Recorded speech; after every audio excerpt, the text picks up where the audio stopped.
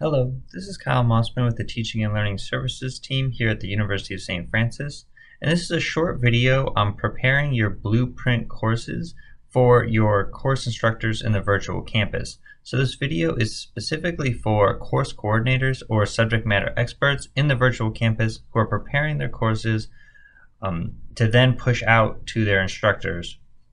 So this video is going to first cover some basics on how to go from absolutely no content in your course to importing content, and then some things that are specific to Blueprint courses that your average everyday faculty member will not have to do while they're teaching their course. The first thing you'll want to do when you start building your Blueprint course is first you can make sure that it's a Blueprint course. You can see here up in the course code that BP designates a Blueprint course. And then you'll want to import course content. So this course is from scratch. You will generally get your course with some of this template and content in your course, but just for this scenario, we're going to pretend like you're just building this from nothing. So first thing you're going to want to do is scroll down. I'm in a test, so I need to click off this pink bar. Click on Settings. Come down here, select Import Course Content. Under Content Type, you'll select Copy a Canvas Course. The first thing we're going to do is import our Blueprint template. So if you start typing in Blueprint,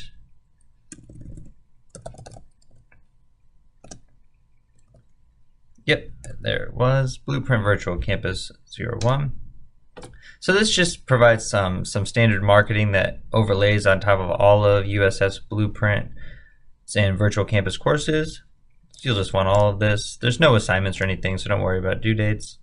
Click Import.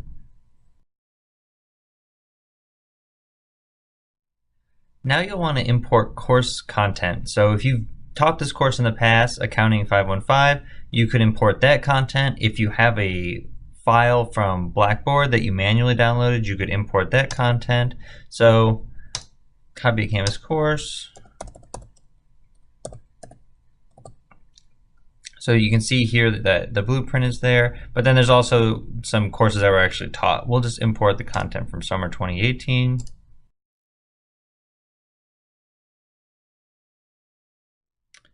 Great, so you can see that there was one issue. You can click here and see what that was. So Blackboard had something called wikis, so Canvas does not. So anything in the wiki will not import into Canvas. So it has nowhere to go.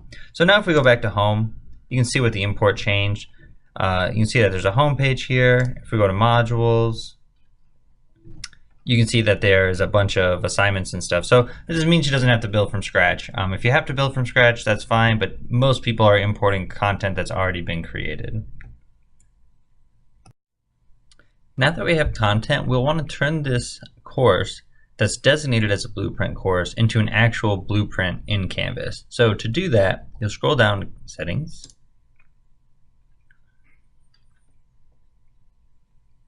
And you will check this box, Enable Course as a Blueprint course. This will pull up some options about what content you would like locked in your course. So the way this works is that you're making a Blueprint course. That course is going to be pushed out to a child course, and then that course will oftentimes be taught by a different instructor than you. So if the midterm needs to be 200 points, for whatever reason, you need to lock that down and then make the assignment in Canvas worth 200 points, and that instructor will not be able to change that.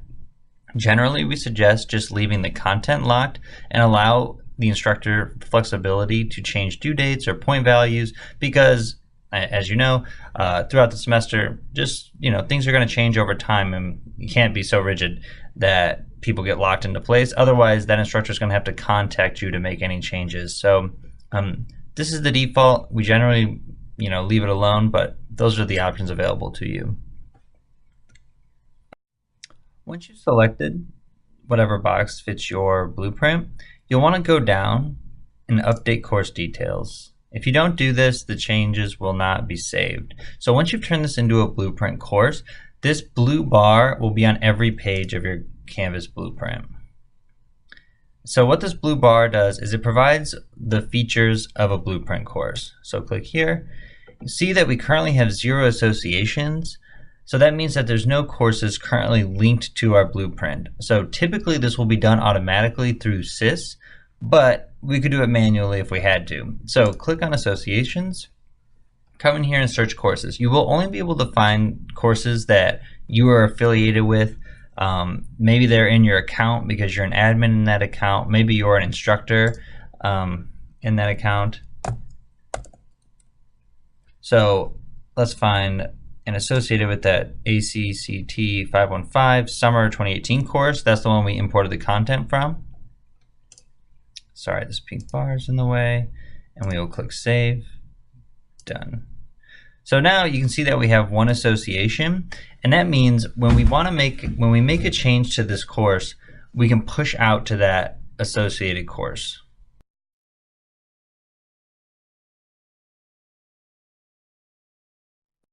Now let's go ahead and make some changes to this course and then sync those changes with the child course. So let's go to modules.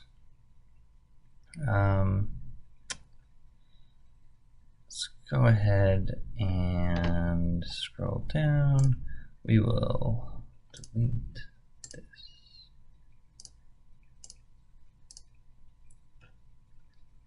Down here.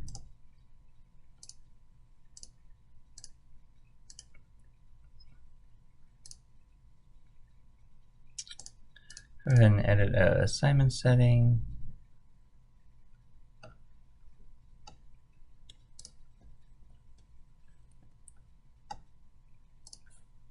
So instead of an assignment, go ahead and add a cat video.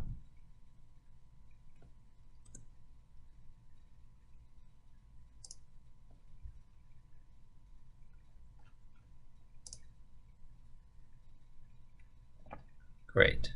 So once we've made a bunch of changes, we deleted some stuff, we added in an assignment, come up here to the blue bar, and here you'll see that you have 4 unsynced changes. You can see what those changes are. You can send a notification to the faculty member if this is a change in the middle of the semester. I'm sure they would appreciate that. We can click here and look.